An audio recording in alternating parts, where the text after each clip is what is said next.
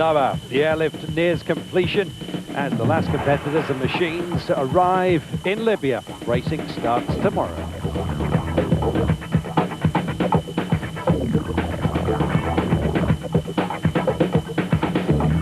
Also in tonight's program, we continue our historical review of the Dakar. Tonight, the years 1993 to 1999. As always, some stunning action for you.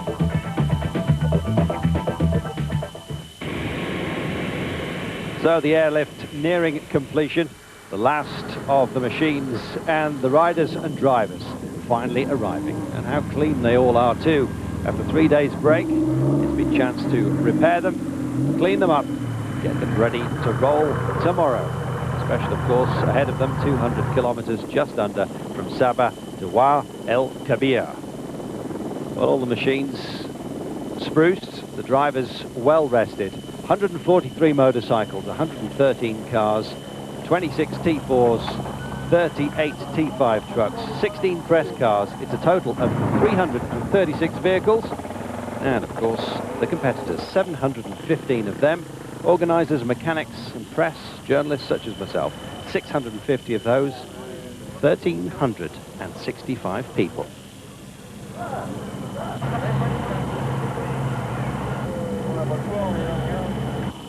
Well, one thing that greeted us was the cold. Thankfully, there was no rain. Clear skies, but a very cold wind, around 12 Celsius, and that felt very cold after days in the desert in Yamek. Conditions, well, almost perfect for a good running engine. So expect race day tomorrow to be a classic.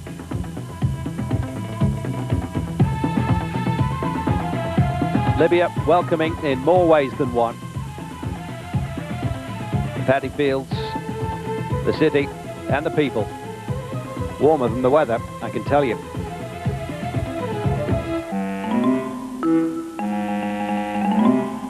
And so it'll be into the desert and farewell to the many animals and park life that we've had or met along the way on this year's Dakar.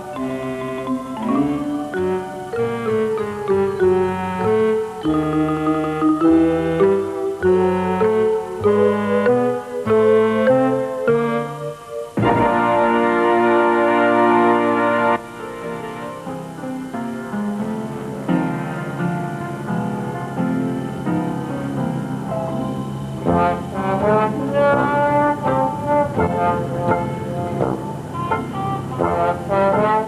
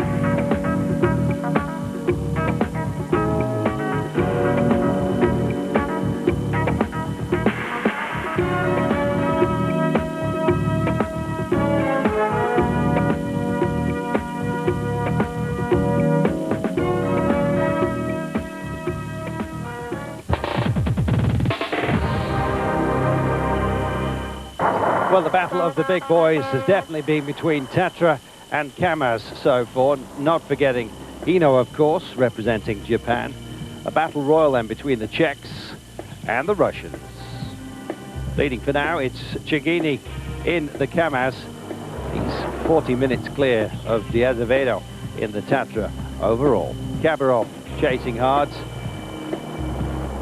ahead of Lepre and Sugiwara in the Hino. De Azevedo, talking to us about his truck, says it's a Czech machine with a motor of 660 horsepower, and it's got an enormous fuel tank, 500 litres. And he says once we get into the desert, those 12 cylinders get a little bit thirsty, and they consume around about a litre of fuel for every kilometre that we move through the sand. São dois reservatórios de 500 litros, são 1000 litros que a gente tem que levar, a autonomia tem que ser. It's quite a machine and very effective indeed. Chega na areia, ele faz por esse caminhão. Well, the Azevedo is currently playing catch-up. Still within the hour, but behind Chigini.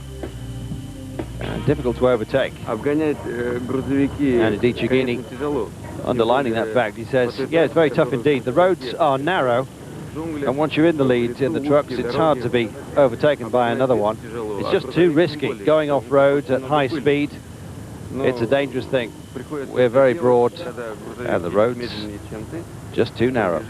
You have to take it easy. Это обязательный элемент гонки. Без обгона никак по-другому не обойдешься. И я думаю, что cool as a cucumber, as well he may be top of the standings. Well, it's Kamaz Tatra, and then it's the Sugiwara outfit. They're on board the Hino. It's a high-tech machine. He says we've even put in a couple of cameras so we can see who's behind us and also to the side, so that when a truck or anyone else wants to pass us, then we can take positive action, whatever that means.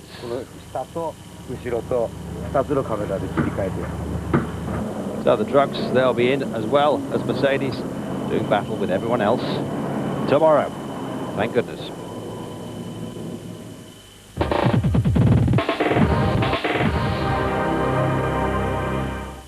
Back in time to 1993 and the dunes of stage 2. It was between Benny Onif and El Golea, and 1 in 3 competitors were already out at such an early stage. 154 were taking part in total. It was shorter, under 9,000 kilometers, but it was easily the toughest that had been seen. Ari Vatman was one of those down. He spent 24 hours in his car.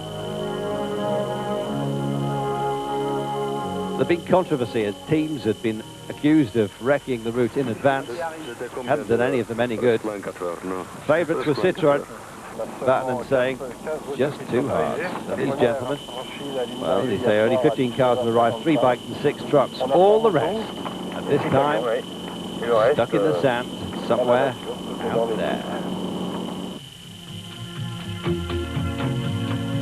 Well, the Citroëns starting off as favourites, but they were accused by the organisers of illegal refuelling. Well, the situation was not proven, but the team was tainted. Here receiving the news that they would be allowed to continue, but nobody was happy with them, and they weren't happy with themselves.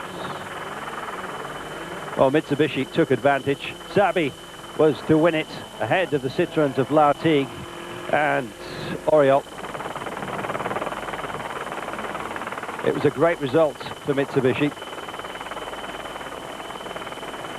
but difficult for the likes of Shinazuka, as you can see. On the bikes, it was Yamaha's 1, 2 and 3. Peter Hansel ahead of Charbonnier and Acaron.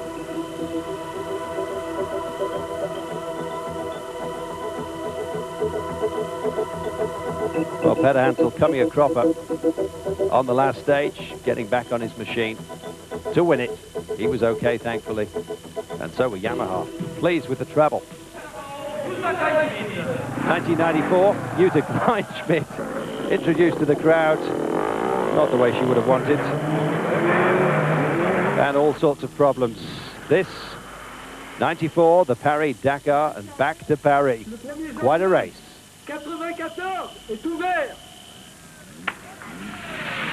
And the opening of the stage in Morocco. Well, drama, as always, at the start, and drama, as always, throughout. The organisation had changed, and it was to come in for some great criticism indeed. The battle was between, guess what, Citroën and Mitsubishi once again, and it was close, very close, as it was on the bikes, just a minute separating Orioli and Akerons by the end. Well, the dunes were to feature once again. The organisers were accused of not wrecking the route properly.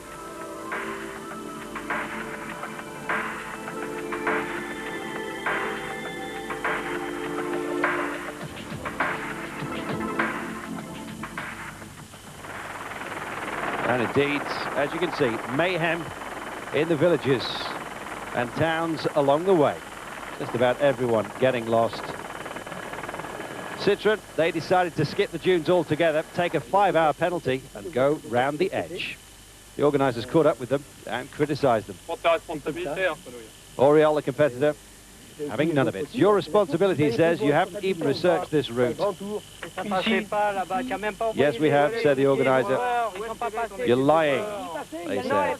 Well, Mitsubishi had gone into the dunes and got stuck all day. The organisers decided to cut the stage.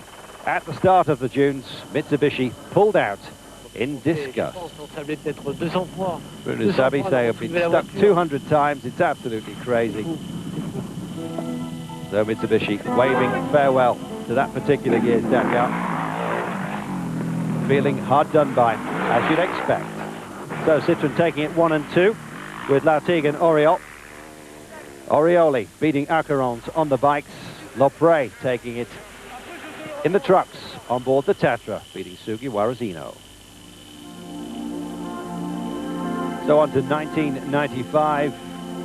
Hubert Oriol was the director. Once again, Citroën and Mitsubishi were to scrap it out. Mitsubishi out to take revenge after the humiliation of last time around, although there was trouble. Suspension difficulties. There was also so many punctures, it almost made them cry. It was the first Granada Dakar, and a painful one.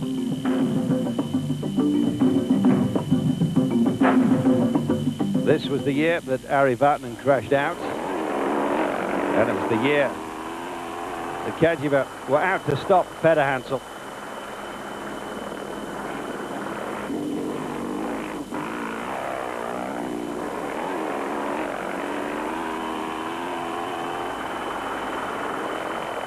More sand, more madness. That's what it's all about.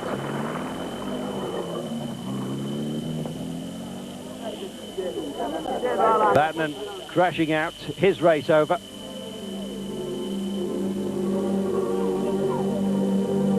Lepre, once again, taking the truck section. Citroën were to triumph with Lartigue finishing ahead of 3 Mitsubishis of Sabi, Shinazuka and Fontenay. Je vous demande de respecter une minute de silence. On 1996 started with sadness. A minute's silence for Laurent Guingamp, Citroën support vehicle. Well, they said it was a blowout. It turned out to be a landmine. Just one of the hazards that's dogged the Dakar. It's part of the frontier nature of this event. Citroën were back. They were out to do damage, and they did it. Lartigue and Bamberg coming home first and second, ahead of the Mitsubishi of Fontenay. Bruno Sabi crashing out on the 5th stage. Not a great deal left of his bodywork. Thankfully, the roll cage and himself intact.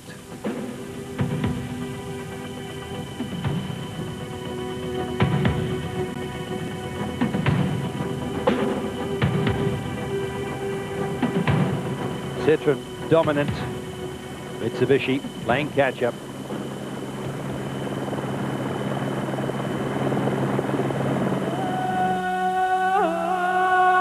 Orioli was to take it on the Yamaha ahead of a whole chasing pack of KTMs, Acherons, Sotelo, Jimmick and Syked riding for KTM. They couldn't catch Orioli though.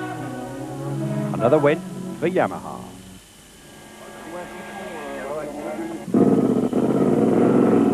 Well, Peter Hansel was not having the best of times. Fuel problems, as you can see, immediately after filling up.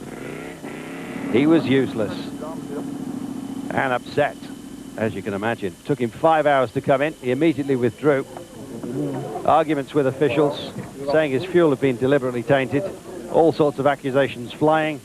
Says basically, this is going to be settled in the next few weeks after the Dakar. I wanted a 5th win, he said. It's just not fair to go out like this.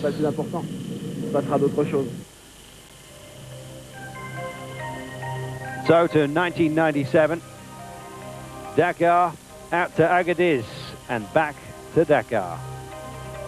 Meoni, Syked, a whole host of stars ready to do battle. Kindergartner, Sala, Acherons, they were all there. And they started to go down in the KTM team. First Kindergartner, then Sala, then Acherons, down and out. The last chance was Thierry Magnaldi, but he was having engine trouble. KTM determined to overhaul Yamaha once and for all. Their troubles just carried on and on and on. Magnaldi down the ranking. Fabulous Dakar, fabulous result. Guess who?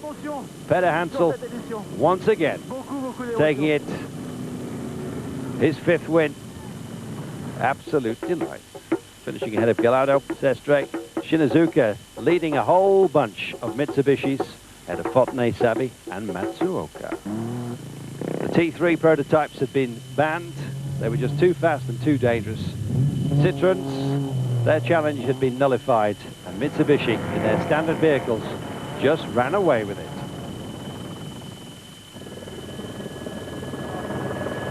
Schlesser, he was to crash out. His by now famous buggies, well, this one at least, at an end. Kleinschmidt was also on board a Schlesser buggy though, and she was to become the first female winner of a stage. Their development reaching a climax, Kleinschmidt was to go on to even greater things. First time I make a scratch and then into Dakar. Woo! And so to 1998. The Paris-Grenada Dakar. A classic to celebrate the 20th anniversary. They took Route Nationale 20, the highway, down through France as they had done in the early days. It was soon into the desert, however. Peter Hansel going for his 6th win. In the end, he was to beat Cyril Neves and do exactly that to get himself into the record books. Meoni less pleased, particularly with his GPS system. Totally useless, he says. Nobody at this point daring to smirk. Well, I won't translate, but he's not happy, to say the very least.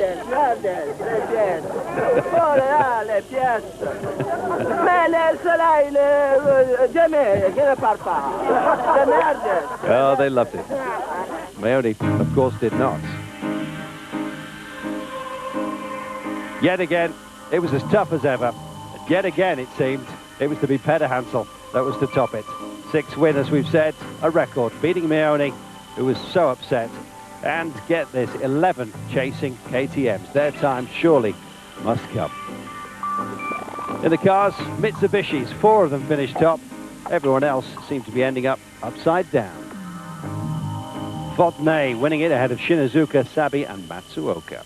Nous avons été victimes d'un braquage à 10 km d'ici Well, once again, et une trouble. bande a braqué un camion, Tatra, le 719. A Tatra has been stolen Il y a and des the car coups has de feu qui ont come under été tirés gunfire. contre deux concurrents qui sont arrivés au The bivouac. next day, Il n'y a aucun blessé. cancelled. Nous avons donc décidé, pour raison de sécurité, For de reasons of transformer la security, spéciale en liaison. we're going to change the route.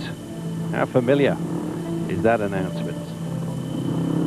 Following day, just a liaison, no racing. They were soon back into competition though. And Mitsubishi cleaning up ahead of the Schlesser buggy. And indeed, the Schlesser buggy coming amiss on the final day between Saint Louis and Dakar itself. Drowned, but no rat. Schlesser finishing 5th.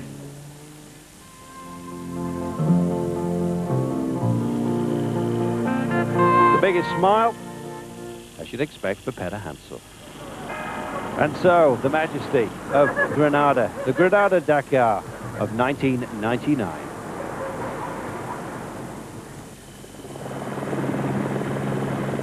"299 competitors, but Schlesser just dominated the entire affair. The buggy at the peak of its development. Schlesser at the peak of his career."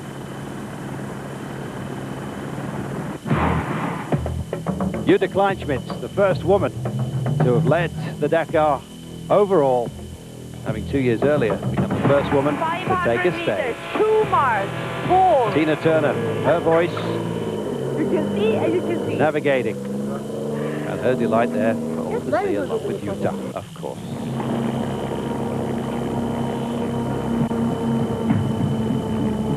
Well, more problems within the dunes. Security worries meant that we had to change route again. This was the year that all the bikers missed the stage between Mopti and Timbuktu. That was cancelled. Threat of hold-up and terrorism dogging the race. It's part of what the frontier spirit of the Dakar, though, as we've said, is all about. Richard Sankt for BMW, upsetting KTM once more. They were pumped up, they were moved out.